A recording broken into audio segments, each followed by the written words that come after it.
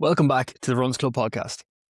Today, we're diving into one of the most misunderstood and overlooked challenges that are faced by people living with chronic illness. And that is fatigue, not tiredness, not needing an early night. We're talking about the kind of exhaustion that seeps into your body, it seeps into your mind, affects your emotions, and actually impacts every aspect of your daily life. Today, I'm joined by occupational therapist Laura Ahern. Laura specializes in helping people understand and manage chronic fatigue. So in this conversation, we unpack the difference between being tired and actually living with fatigue. We chat about why pushing through can actually make things worse, how fatigue affects your relationships, your work, your fitness, and actually your self-worth. Most importantly, Laura gives practical strategies that can help you regain control. So if you're living with a chronic condition or you're simply struggling with exhaustion, this episode is packed with insights that could genuinely change the way that you think about fatigue. So let's get into it. Laura, welcome to the Runs Club podcast. It's great to have you here. Thanks very much for having me, and it's great to be linked in with you.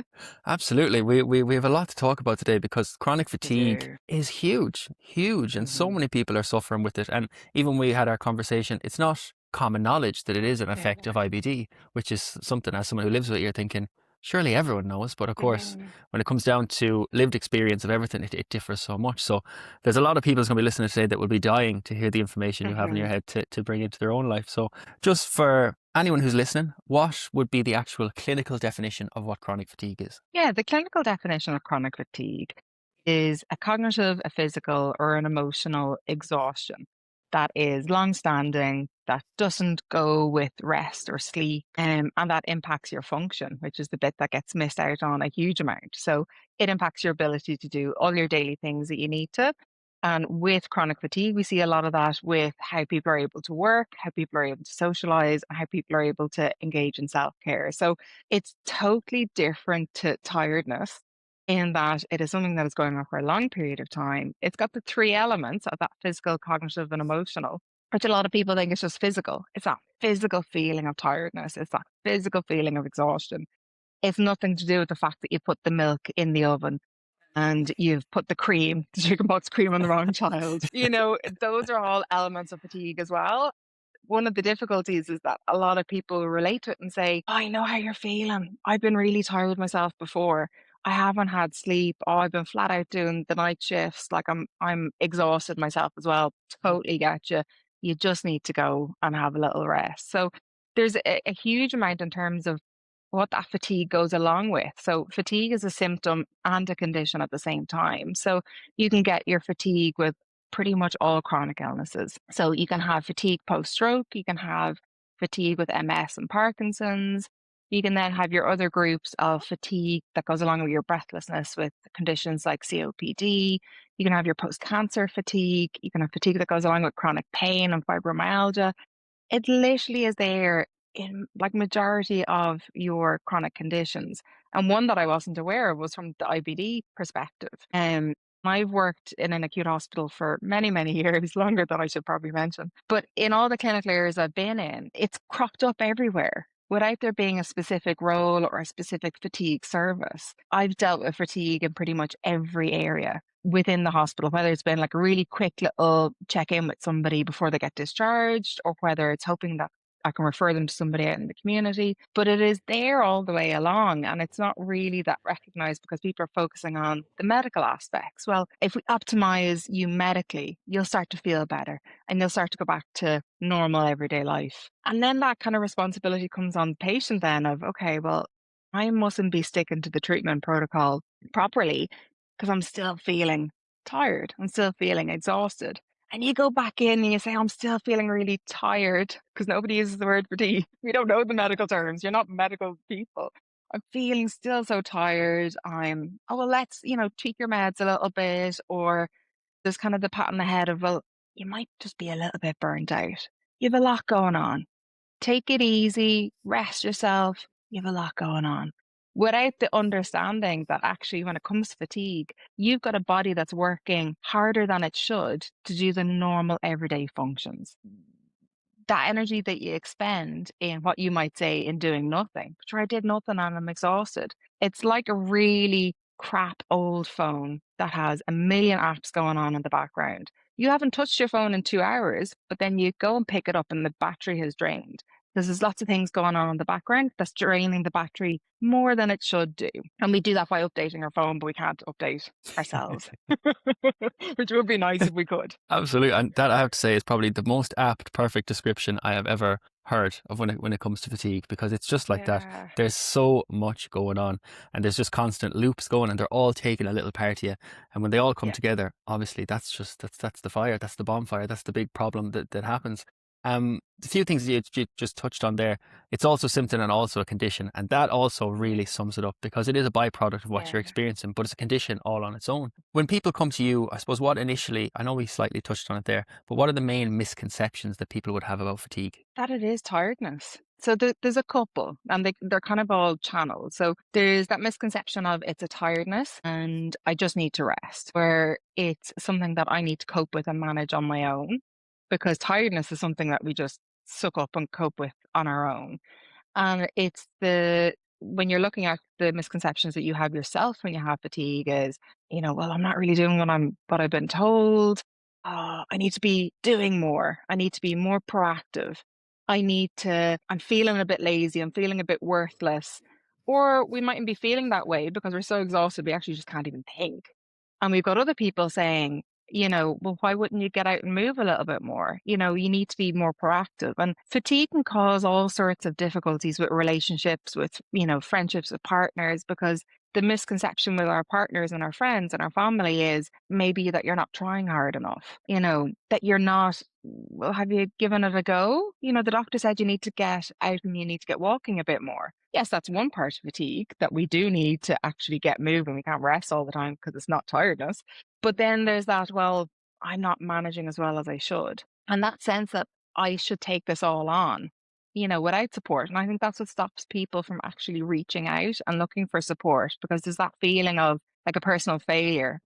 Oh, I didn't really do what the doctor said. And, you know, oh, my partner's always telling me, like, would you stop overdoing it? Would you take it easy? Like, stop pushing through. Would you stop? Or they'll never use the phrase pushing through. We don't know that phrase yet. But they'll say, like, why'd you go flat out again? Like, you're here again. You overdid it yesterday. Why did you? It's a lot of finger pointing and blame of, I told you not to do the garden. And you went and did the garden. And now we can't go out tonight because you went and did the garden yesterday.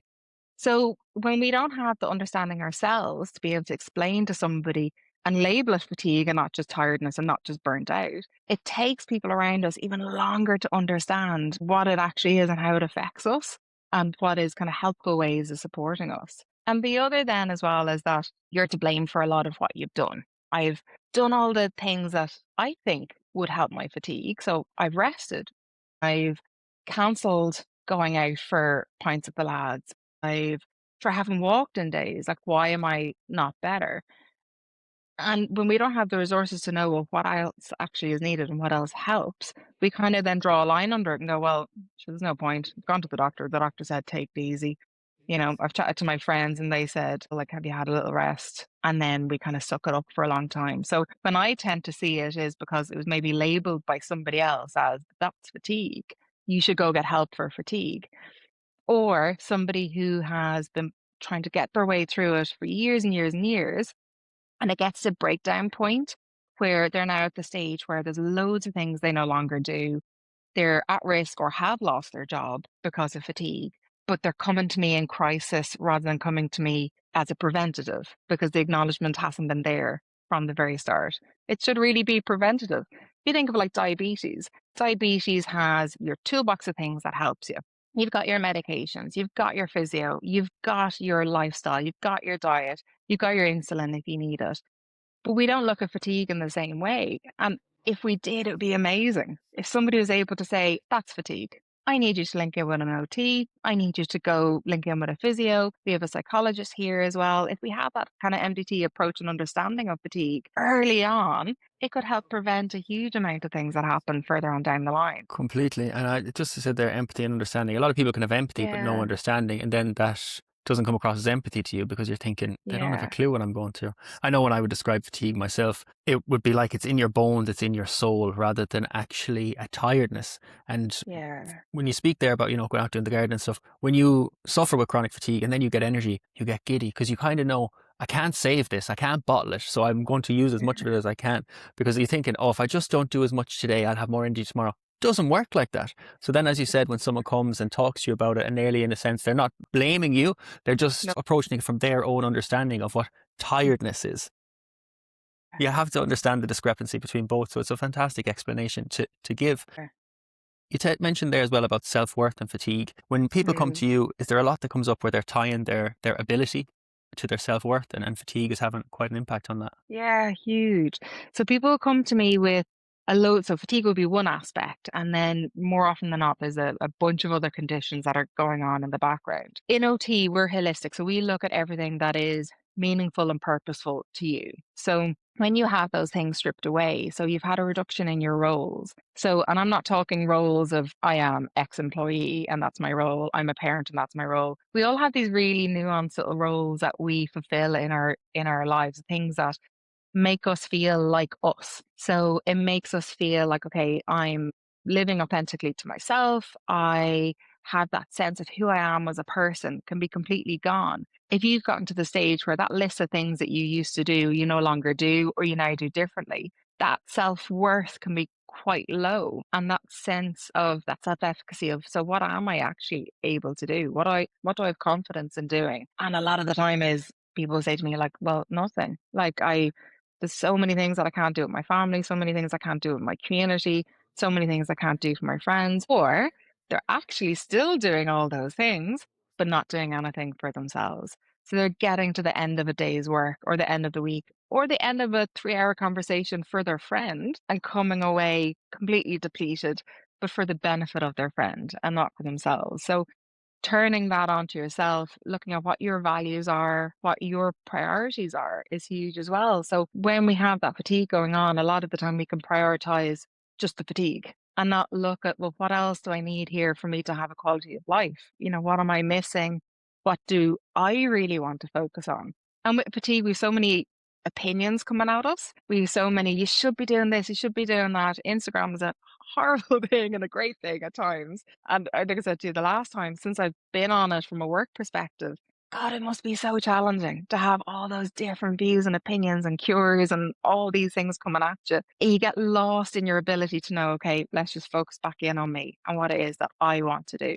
So that sense of self and who I am can completely change your fatigue. Completely. And as you're speaking there, and social things, I know myself when fatigue was really Mhm. bad at times, you just feel like a passenger in every Yeah. conversation or every social outing. And then if you're tying yourself to how you show up in those moments and show in those social settings, you can go home and just be hit with a wall of depression, which is like Mm. another block down on top of you to crush you with even more fatigue, because you don't feel like yourself and you're not able to show up the way you would like to show up and be, I suppose, appreciated or seen in a social moment. So it is Mhm. an almost cascading sort of problem that just builds and Yeah. builds and builds and builds. And I know you mentioned there about Instagram is something I'd like to dive into as well. I hate the word cure, because anyone who promises a Mm. cure, that's for me is red flag number one. If someone can say we can help or maybe this might work, the second someone Mhm. starts saying cure, you're thinking, all right, this fella's full out. But anyway, Yeah. one thing we were kind of really diving into, I'd like to push a little bit more into it, is the biggest misconceptions that people have about fatigue. So some that you just said there is the cure. So that there is a supplement, that there is a pill, that I just need to go to the right doctor and get that right medication.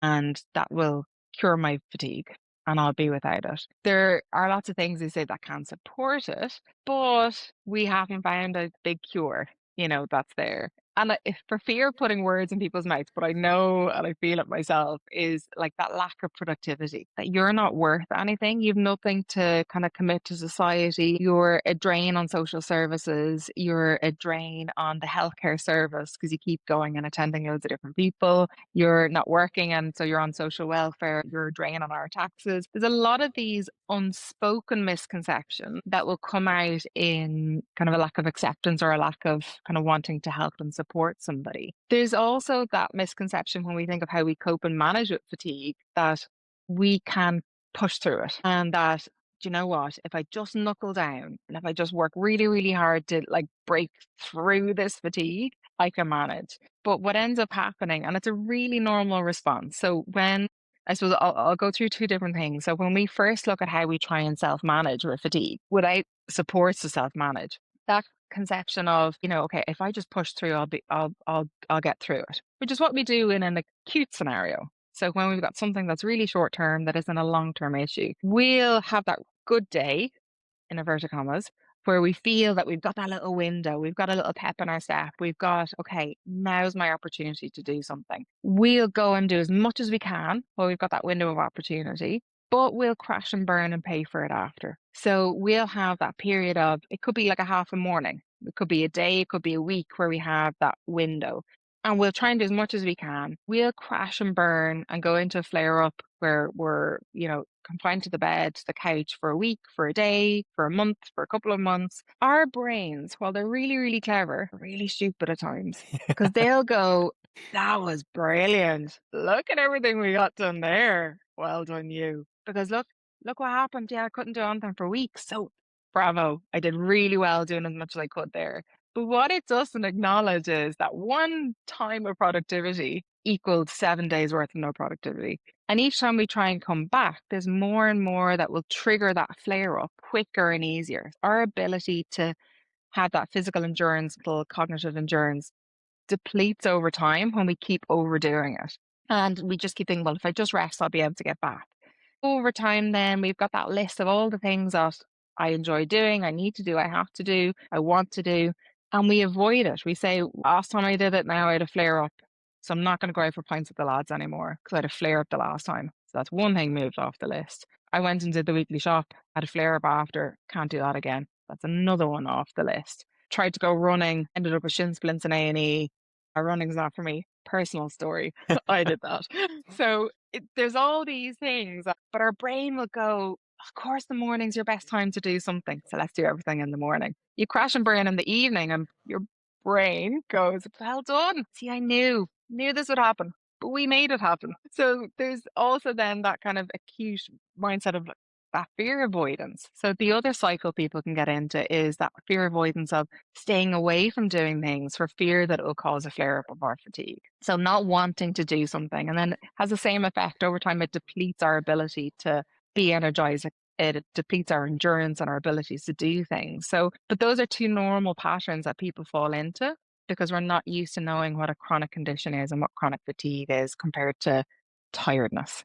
Because they're all things that we try and do for tiredness. Completely. And as you said, you fall into these patterns and you can push yourself in the morning because okay, I'll have a bit more then, and then you'll pay for it. You'll pay for it later on. But as you're seeing success in one moment, you're thinking, oh, I found something that works, something I can manage. And really and truly, you're possibly just drinking from an empty cup, and eventually that is going to lead to much bigger problems further down the line.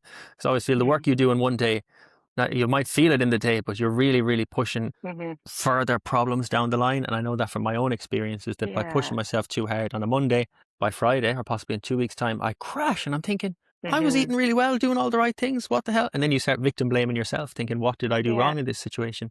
But there could be a lot of people who are listening to this, and every word that's coming out of your mouth, they're like, gospel. Absolutely. I'm completely getting it. For them who is experiencing what you're talking about, and experiencing low energy on a daily basis, how would you recommend that they would begin to maybe structure their day? They're not going to like me for this. There's no quick fix. So I suppose, look, your quick wins, right, with your fatigue is making sure that your medical condition that's underlying the fatigue or that's kind of going hand in hand with your fatigue is, optimized. When we look at managing fatigue, unfortunately, it's not just day at a time. So you have to kind of take a couple of steps back before you start structuring and planning your day. But before I go into that, kind of your quick wins are making sure you're hydrated, making sure you've got a bit of balance in the day. So what I like to do is look at it as have to, need to, want to. We've got those 3 pick and mix jars that you need to have a little bit of everything from. If you spend your whole day just doing the things that just have to be done, where's your sense of self? Like, where's your quality of life within that? And I find a lot of people, when they come to me, they're like, just help me out with the things that I need to do around the house. And that's a lovely little comfort zone of, well, if you could just help me manage the dishes a bit better and, manage showering a bit better. I'm like, okay, but we've been working together now for a couple of weeks and you haven't talked about getting out of the house because the comfort is there. So getting that balance within the day and getting that balance between activity and rest, not in the old school way. So the old school way is doing a bit and sitting and doing nothing. nobody can live like that. You can't always do something and then just do nothing and rest. We'll come to that later. But when you're looking at structuring your day, you've really got to take it back to where am I right now? So what's my baselines right now? What patterns am I in? Am I in the overactivity, underactivity, boom bust cycle? Am I in the fear avoidance cycle? Am I bouncing between the two? So what's the status quo right now? Where am I right now? What's my baselines? What are the things that I'm finding difficult? So what are my triggers? So when we think of the activities that really drain our batteries, what are they? And it can be really useful to kind of think of those three batteries. There'll be a fourth, but when you think of, number one category of battery, what are the tasks that when I do it, I'm fully depleted? And it can be anything. It can be phone calls, it can be socializing. People will fall into that pitfall of saying, just thinking physical all the time. But no, it could be a phone call with somebody who's, like a dementor who just sucks the life out of you.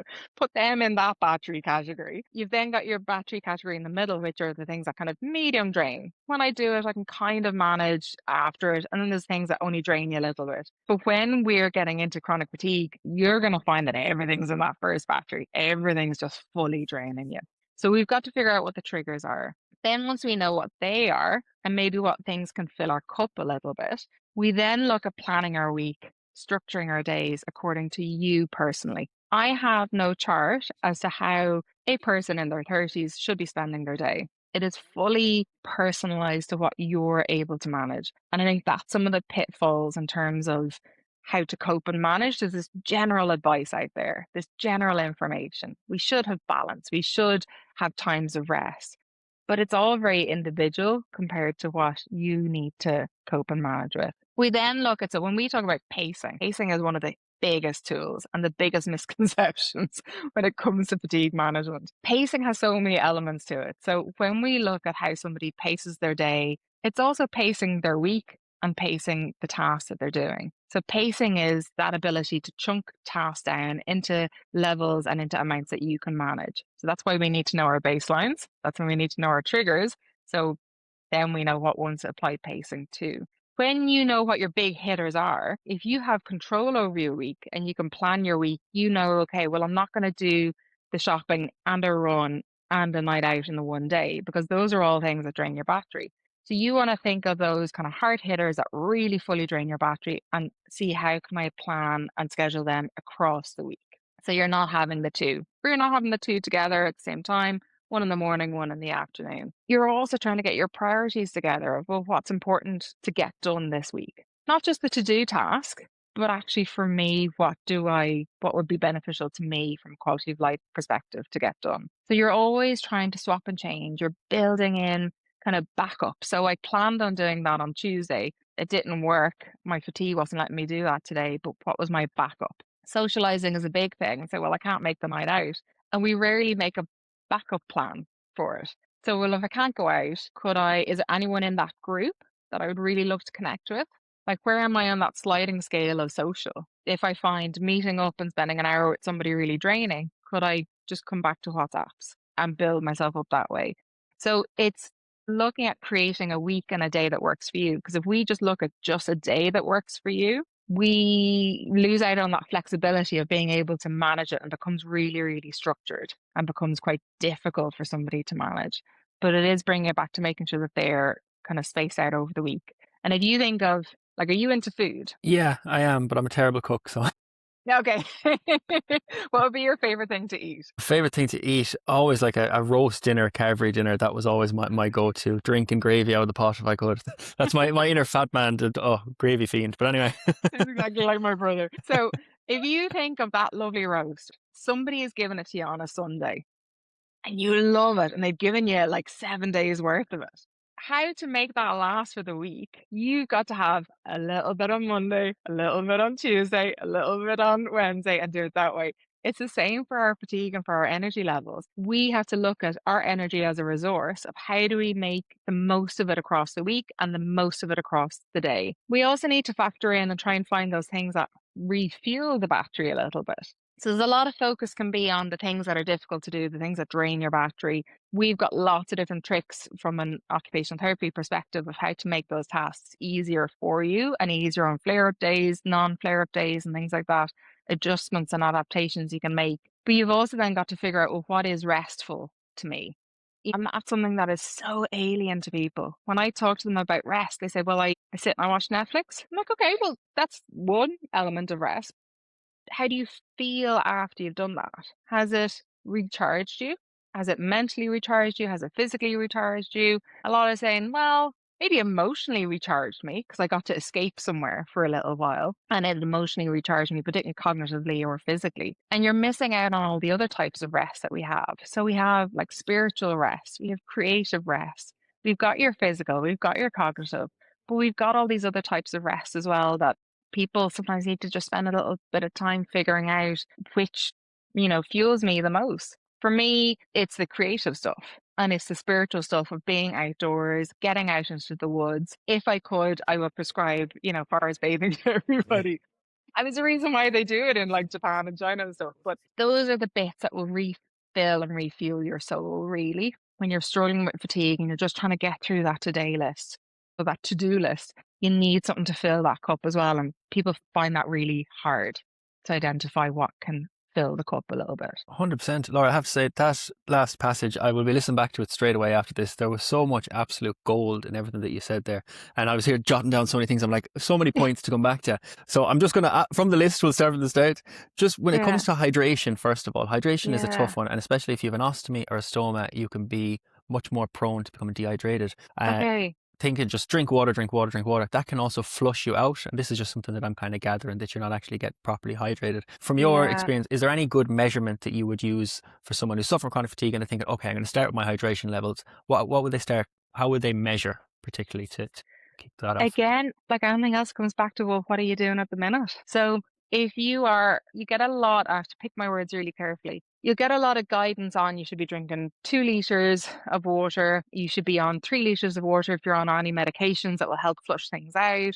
Then you'll have other people who will say only 1 liter. I would say bring it back to, right, what are you managing at the minute? Because if you are managing a pint of water a day, let's see, can we do a pint and a half and build it up from there? If you go straight from a pint of water a day to a couple of pints of water a day, we're going to be one on the toilet. You're not going to be functioning properly. You're going to be diluting things to the stage where they're not able to manage. So it will be bring it back. If we can get somebody to 1 or 2 liters a day, great. But we got to look at what you're on at the minute. We're also looking at stimulants. So like your coffees, your teas, your monster drinks, your all of those things that are crutches with chronic fatigue, your pint bottles. There is a pain program I used to work on, and I'm starting to notice like everyone keeps coming in. Literally would come to the day with like a 2 liter bottle of Coke. I'm like, lads, that's not going to help. But we do, when it comes to hydration and fueling our bodies, there's a huge link. So getting in touch and getting linked in with a good dietitian who's trained in the area of either your condition, which is going hand in hand with your fatigue, or somebody who's trained in working with chronic conditions, and most dietitians are. But we see a lot of patterns. So when you're stuck in that boom bust cycle of overdoing, crashing and burning, overdoing, crashing and burning, we see a lot of differences in how we fuel our bodies during those phases. So you might be flat out, you're not drinking, you're not eating because you're on a buzz. I've got all this I can do, I can do, I can do. You get to 7 o'clock and you go, oh, haven't drank, haven't eaten, I'll mill into something. The days that you crash and burn, what are you reaching for? Convenient stuff, sugary stuff, stimulants to try and get you back up. But they feed into the same cycle as well. They'll crash and burn you after. The 3 coffees a day turns into 8 coffees a day because you're just trying to get back up and running after crashing and burning. So those things, it's kind of nearly chicken and egg. If you look at your activity levels and your activity cycles and types that you're in, and we try and stabilize them, any kind of crutches or things that you need to externally do to try and increase your energy levels, the reliance on them should deplete over time. And it's just to say as well, like that's the aim of fatigue management. When we look at fatigue management, we're going backwards a little bit. We're then coming to where you currently are. We're then trying to get a little bit of stability before we start increasing what you're doing. And that's something that people think, well, if I just like grab a few tools off Instagram, somebody said, this is how you cope with fatigue. So I'm going to try a few of those out. And the expectation is I'll try that tool. It should work today, should work tomorrow. Tool didn't work. Right. No, I'm scrapping that. And you get a lot of doctors who will say, like, you just need to, take your time, have some rest, pace yourself, away you go and manage your fatigue. Who can do that? It's like giving somebody an IKEA box with no picture of what the end product is. You've got no instructions of how to build it, and you've been given a screwdriver, an Allen key, and you've never seen them before and you've never done them. So that's essentially all those kind of like little buzzwords of like pace yourself, prioritize a few things, take your time, don't overdo it, is exactly like giving you that IKEA box with no end picture of what it's meant to look like and no, instructions of how you actually build it and how you actually get there. No, absolutely. That is all absolute gold, because I know myself when it comes to stimulants, I used to be smashing coffees getting through the day, and then that had a much more Mm, negative effect on my own nervous system and my gut. And then the yeah, byproduct of that was I actually got sick again. So by trying yeah. to fix my fatigue issues by pumping stimulants into myself, I was drinking from that empty cup and probably destroying my adrenal system because I couldn't sleep, my nervous was fried, my leg was hopping all the time. You're Hmm. pushing through and being detrimental to your health in order to kind of try and drink from that empty cup. So that, from my own experience, was limiting myself to one coffee a day and then putting other practices in. I know you mentioned there about forest bathing. I find grounding, just getting out, leaving my phone away, sitting down with my feet on the grass and taking 20 minutes just to sit there and do nothing, better for my energy. Not in the moment because you're a bit tired afterwards and you're thinking whatever, but the following day I will notice definitely that I am much more alert and much more better, and taking that moment to connect in nature is something like the spiritual side of improving your Yeah. fatigue levels is definitely under discussed and under Yeah. believed, I would say, because you don't go, oh, that's a Yep. pseudoscience or whatever. Coming back to your roots really and truly is because we get so caught up in the rat race of, oh, I have so much to do and I'm so tired, I need to get things done. But taking that real spiritual moment is a really great advice for people. And I just want to come back to the have to, need to, want to. That is a Yeah. fantastic structure to Hmm. follow. When you say to someone to maybe implement that into their lives, I know myself, the penny only dropped for me in the last couple of years to actually write these things down, because I was getting all this Yeah. advice, just like you were saying there, and trying to do it in my head. But for some reason, Yeah. just the penny never dropped that I should be literally writing lists of what I need to do and ticking them off as I go, and then putting them into different boxes as to which needs to be done, prioritizing. Hmm. For people, when it comes to using that structure, would you best advise them to take a day, figure things out, and kind of get it all down on paper so you can actually really Yeah. figure out what you're doing? Absolutely. And I'm really, really structured. So sometimes my approach people don't like because they don't like that structuredness of coming. They like to be more flexible, which you can get to, but you need a little bit of structure first.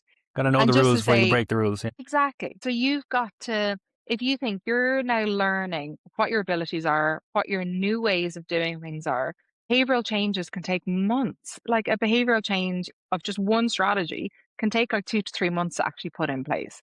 So it's picking that one thing, but it's also bringing it back to exploring and being open to trying that structure. So absolutely pick a day in the week. So for me, it's a Sunday.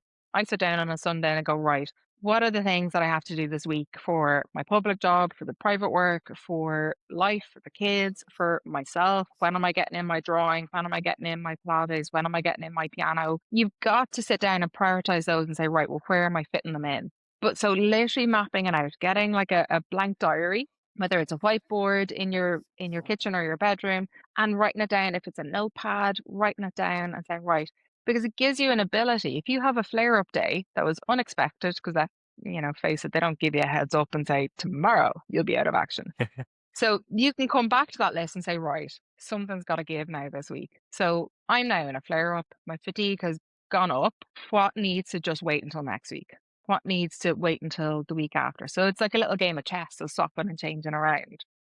And having it mapped out, something unexpected happens. You can go back to your plan for the week and say, okay, that took longer than I expected. So what needs to swap around and change? So yeah, getting a diary, getting a whiteboard, getting a little notepad, even when we get to like the cognitive fatigue side of things, that decision making fatigue, difficulty, which is really hard to explain to people in terms of that cognitive fatigue. When you don't even have the ability to plan. So that session on a Sunday to plan your week, that might need to happen on a Saturday and a Sunday, because sitting down in the one session and thrashing that out, or for you and for how your cognition is working, it might be just planning it on the day. So you wake up on the day and say, right, what's my priorities for today? What's my quick wins? What are my things that actually have to get done today? So that everything isn't going on the long finger, because that long finger list will very quickly turn into a priority list. So doing it day by day if you need to.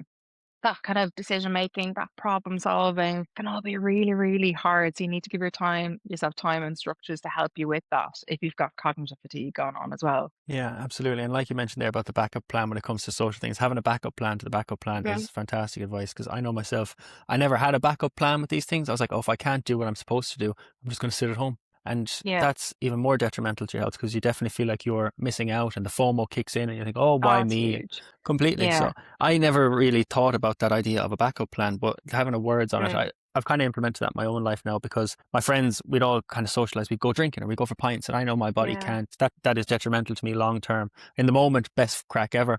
Whereas now Yeah. I kind of meet my friends individually. We'll go for coffee. We'll do different things. But finding your backup plan so that you're still not excluding yourself because of what you're Yeah. experiencing is fantastic. Fantastic advice for people. And just with the cognitive fatigue and the brain fog, I can safely say Uh, brain fog has been the most impactful problem I have mm, experienced with fatigue, because you definitely lose your sense of identity when you're not maybe as yeah. witty, funny, you don't feel as intelligent because you're clawing at the words to come forward in a conversation. So then you can also get social anxiety. It's a real kind of Yeah. a ladder effect that, you know, one problem leads up to the next and the next. So definitely the cognitive fatigue is something that I imagine is quite impactful on the people that come to see Hmm. you. Yeah, it's huge. There's a lot of Laura definitely got early onset dementia. I went to the You know, doctor saying that. Yeah, yeah, yeah. yeah, People yeah. said it. But like that, it's such a shame that that's not a signal for people to know. Okay, well, you might need a little bit of help and support here. I'm trying to think of a way to describe that. It's like marshmallow in your head, right? And you have that marshmallow is kind of half melted. There's a lot of things stuck in it, and you just can't quite get them out. I'll get to the end of the day. I suffer with fatigue as well. Somebody will say, okay, I need to cook dinner. There's been times where I've had to ask my husband, can you just map that out for me? I cannot for the life of me figure out the timings. So if the chips take this long, the salmon's going to take this long. One is at 180, one's at 200. How do I actually do that? I Story of can't. my life. Man needs to get to Galway, for Yeah, 3 o'clock. He has X amount in his tank. I don't know. yeah. ChatGPT. But it's finding those structures that can help and support you, right? So it is our physical fatigue. So it's the same approach. So if you're physically strung out, you're emotionally strung out, that's going to affect your cognitive fatigue as well. Some people will try and go straight to cognitive strategies of, okay, so how do what games can I be playing to increase my attention? What things can I do to increase my focus? We got to take a little step back. So that's why I said some people might not like me, because I'm going to keep saying, we'll take a little step back first and let's have a little look and see. When we look at that brain fog, there's so many things that affect it. So you have effects of medication. So depending on what medications that you might be on, from a physical perspective, mental health perspective, they can all impair your ability to be alert, to concentrate. They can affect. So first of all, is just checking if that's a side effect of any of that medication. Does it need to be tapered up or down? Is it causing that fog? When is that brain fog happening? Is it happening all day long? Is it first thing in the morning? Is it in the evening? What might be affecting it? How's your sleep? Are you having a restful sleep? Are we getting in those pockets of spiritual, creative, emotional, sensory, which is a huge element of rest that we need, that sensory rest during the day? So what's actually pulling on it? And then it's looking at, and there goes my brain fog. It's okay. This is a safe space. Amongst friends. And then it is looking at, well, what level of alertness am I at? Because when we look at that cognitive hierarchy, people go straight to the top of, well, like, my executive functioning is gone. I can't problem solve, I can't plan, I can't arrange, I can't organize. But if we come right back down the ladder and look at the foundations of cognition, what's our level of alertness like? What's our level of arousal like? Are we fully with it? Are we kind of half in, half out? And we build and work on that depending on what level is difficult. We have our, environmental strategies that will help us. We'll have our ways of doing things differently, writing things down, structuring things, using reminders, using like your verbal notepad, using like visual things on the fridge and things like that. Then we'll be able to look at, okay, so if attention is needing some work and some attention itself, how do we build that up? So how do we get your brain physically going? during day-to-day tasks? And how do we work on that kind of cognitive rehab? So there's a couple of things that you can do with brain fog. But I think it's one of the things that makes you feel inadequate, and you feel, pardon the words, you feel thick. You feel like you should be able to figure this out. You're standing there, you can't think of the right word. People will think, oh God, like, is he hungover? Is he like, what's going on with him? So, like, that cognitive fatigue needs a little bit of attention for a Yeah. lot of people. I remember a few times lying that I was hungover because I was just so not sharp. I was like, what's wrong with you? I was like, oh, I'm dying from last night. To make an excuse rather than to be like, oh, it's my brain fog, or oh, it's because I'm tired. You have to be like, I have to give someone clarity on this. I can't just be me, if you get me. So I was always putting excuses on it. I used that hungover thing many a time to explain why I was just thick, to be honest with you. Because that's the perfect word to encapsulate how you actually feel in that moment. Definitely Mm. brain fog is a tough one. One thing that I find fantastic for improving mine is breath work. Just taking time to sit down, have that spiritual moment, connect with yourself. And actually by doing it, I definitely found it has slowed down my brain, because I find when you're suffering brain fog, you go into overdrive trying to make impact and try and get yourself moving forward. And then also when you're in overdrive, overdrive is expending more energy than you would be if you weren't in it. So it's a Yeah. vicious cycle of trying to fix your issue. But breath work for me has definitely been something that has changed my life in a very, very positive aspect. Yeah. But It's even really important. Like, sorry, go on. no, absolutely far ahead. Like that breath work, that meditation and mindfulness, those are all really, really important.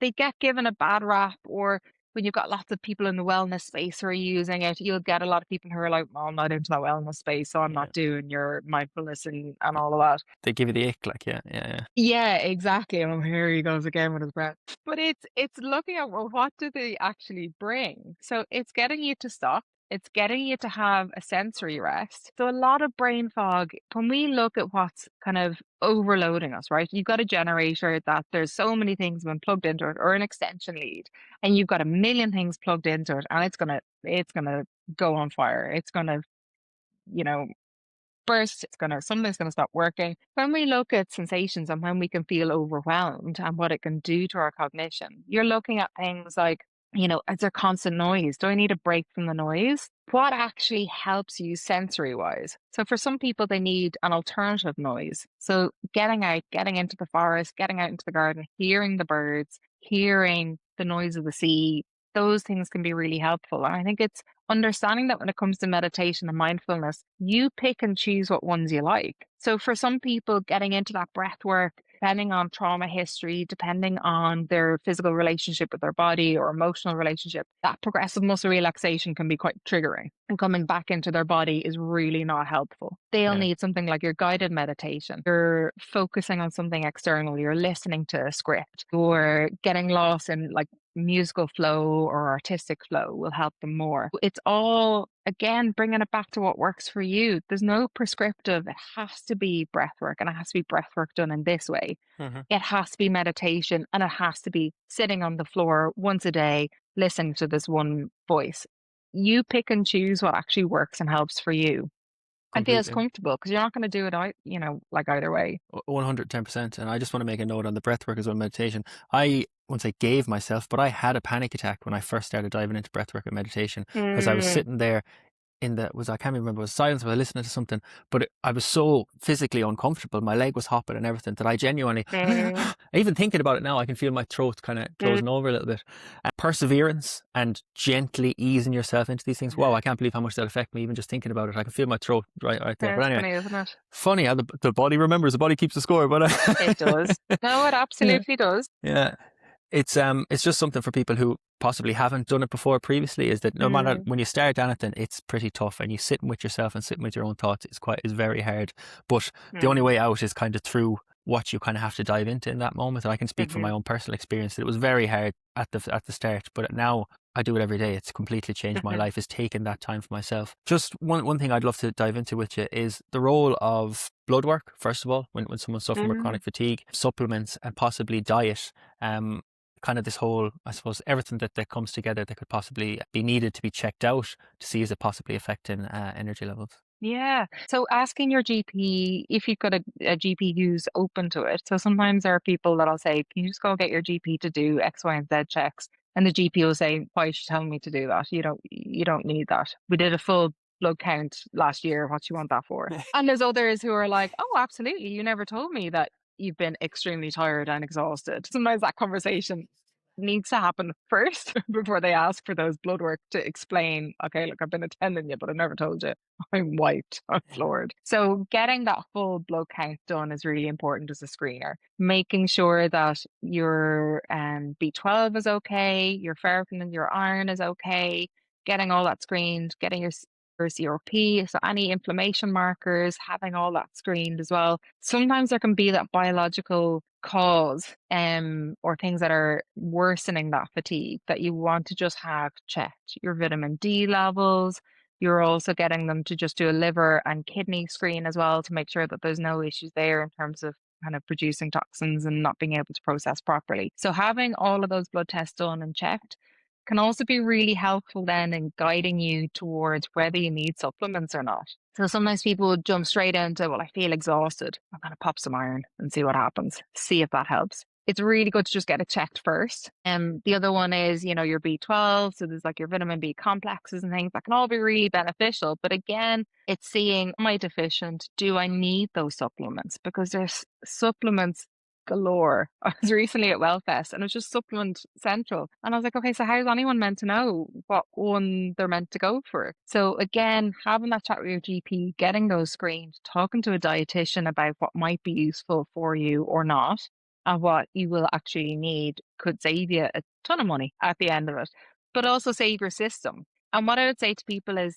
try one thing first. So if you're looking at doing a supplement, try that one supplement. It can take 3 to 6 months for it to actually come up to level in your system. Give it the time. But if you're on the journey of looking at pacing and managing your fatigue, try that first or try the supplements first because you won't know which is good. So I often get people coming to me and they give me this long list of supplements that they're on. I'm like, okay, which one's working? I don't know. I don't really feel any different. But could we come off them and then gradually go back on them and see what ones are actually working for you? So if there's a medical need and you're deficient, absolutely you'll need to supplement, but it's just have a little bit of caution around it. Yeah, completely. It is such an oversaturation of miracle supplements on the market now, and everything is market and market and market, and you nearly feel, oh my god, that sounds unreal. I have to get that. I 100% have prayed victim to that over the years. Like I have a whole bloody cupboard full of stuff that I've only ever touched and never gone with because I never felt any benefit from it.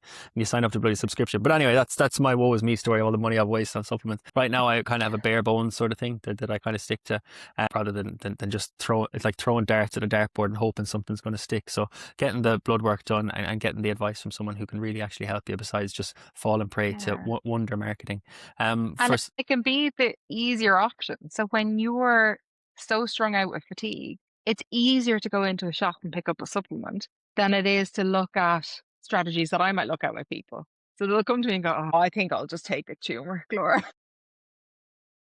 Just give me the tablet. It's a bit of work. Let me find something. So we can spend so long bouncing around all of those things instead of trying strategies that might actually help. And then let's see where we are. So if you're coming out and your B12 levels are fine, your iron is fine, all those things are, all okay and don't need to be supplemented. Well, then maybe let's look at lifestyle management first and see where you are with that.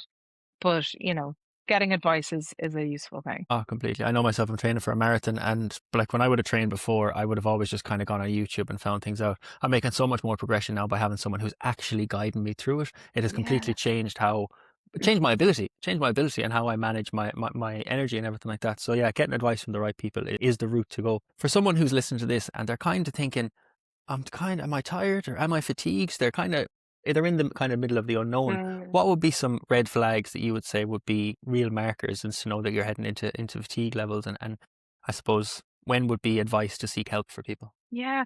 So if you're finding that it's interrupting your function, so if there are things that are now more difficult to do, if there are things that you've stopped doing completely because of and I'll just say the word tiredness for the moment. Yeah. So if that pattern has been going on for a while, so it's not just a temporary thing. So if there are things like socializing, you're finding, well, actually, it's been a year now since I properly socialized.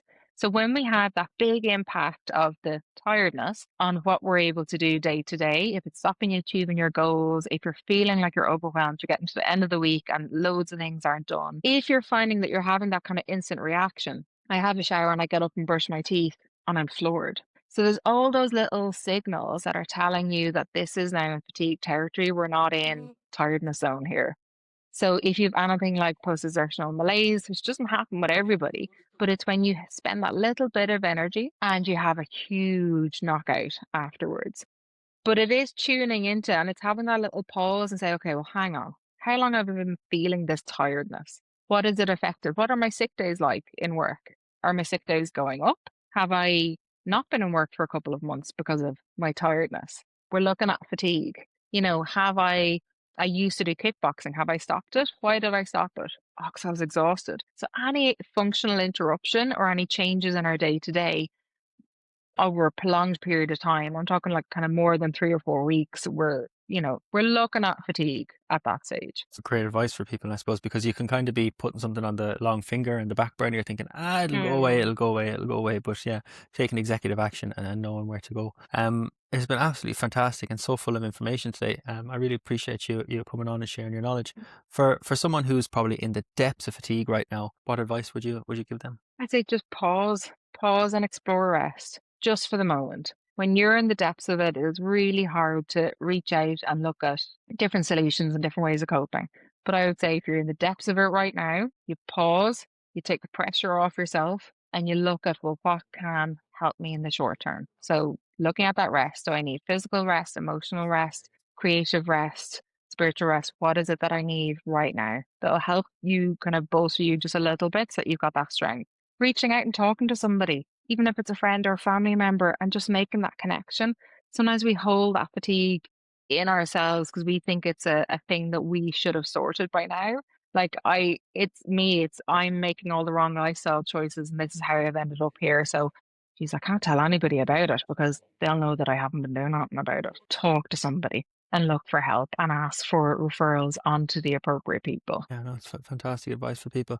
We are coming up to the hour mark, and it has just been so full of information. This has been so enlightening for me to actually hear someone speaking about chronic fatigue management, because it's something that you can grow up with and kind of think, like as we said, oh, it's just tiredness. You have to do the normal things like just rest or whatever. But to know that there is actual people out there now that you can go to and can help you with a problem that before was Mhm. just pushed aside, being like, oh, we'll fix the symptoms you're experiencing, and as a byproduct, maybe you'll get more energy. So to know that there is actual plans and structure and implement is fantastic.